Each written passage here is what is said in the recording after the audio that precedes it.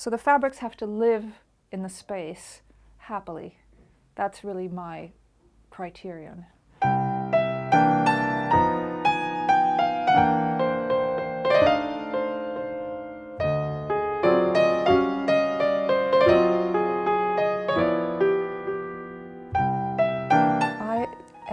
What is called a fabric publisher. My company is called Décor Barbare. The name comes from the criticisms of the ballets russes. When they performed first in Paris, they were considered barbarian. And I like that word because it is just a little bit outside of good taste, or what the idea of good taste is. And with my fabrics, they're traditional historical documents, but they have a little of a spicy, bold side, which I think has this sort of Russian, Central Eurasian edge. My taste was very French, a little old-fashioned, and then I married my husband, who's from Iran, and I just fell in love with the culture, with the fabrics, with the mix of patterns that you see in Iranian art, be it in the miniatures or in the clothing. I was really looking at a new way to interpret the East-West, that I saw the wealth in Russian design because their culture has been about the East-West symbiosis, perhaps. I think with this room and the decoration of this room, you can see the influence of Textile. A lot of black furniture, a big focus on the fixtures, the light fixtures, the borders like this. This is a very French way of doing the curtains. I like a lot of the same pattern as well. So I have a collection of Russian embroideries that are very dear to me. They used to belong to a woman called Nathalie Farman-Farma, who was one of the very early collectors of Russian textiles. And she had a very grand collection, which is now the basis for the collection in the Russian Museum in St. Petersburg and also the Met.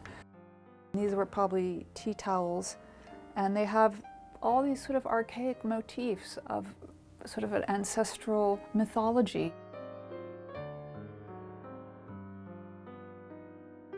I think in terms of the archaeology of the taste, this room is the beginning, because we have everything Persian in here, all the books on Iran.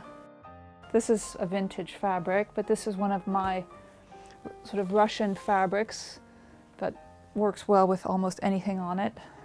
And this one actually was found inside the robe that belonged to one of Amir's cousins. It looks really European, but it's not. It was a Russian design. It's very light, almost Biedermeiery, especially in this room.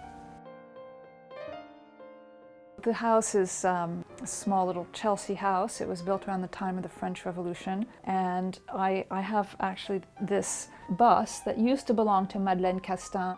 I have a pair of Serebriakov interior drawings. I love his work, and I've been always inspired by that. I have some Russian furniture here, which again makes me think of another room that really inspired me, which is Nureyev's apartment done by Mongiardino. So the bedroom is the center of the house, sort of my comfort zone. I always have a giant pile of books. I love objects that are talismanic in a way. I mean, these are religious objects, but people love them, and so they sort of go beyond just being a thing. They have a bit of power. And I've always loved and collected icons. Bedroom is the right place for them, I think.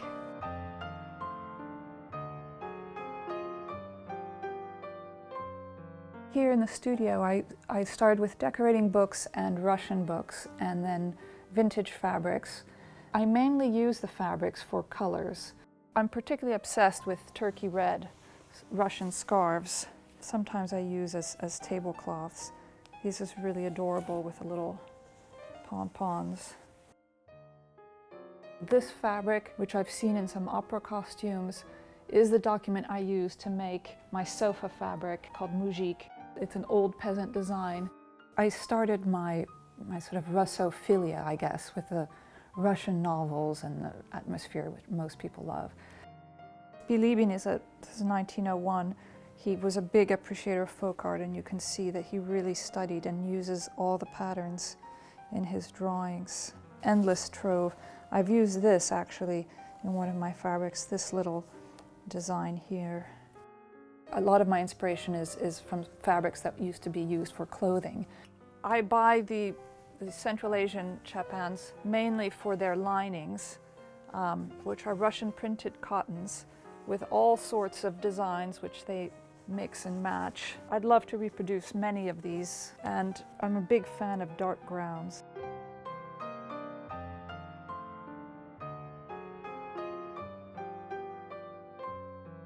This one is really one of my most popular favorite designs. It's called Casse-Noisette. Again, it was redrawn from a Russian scarf.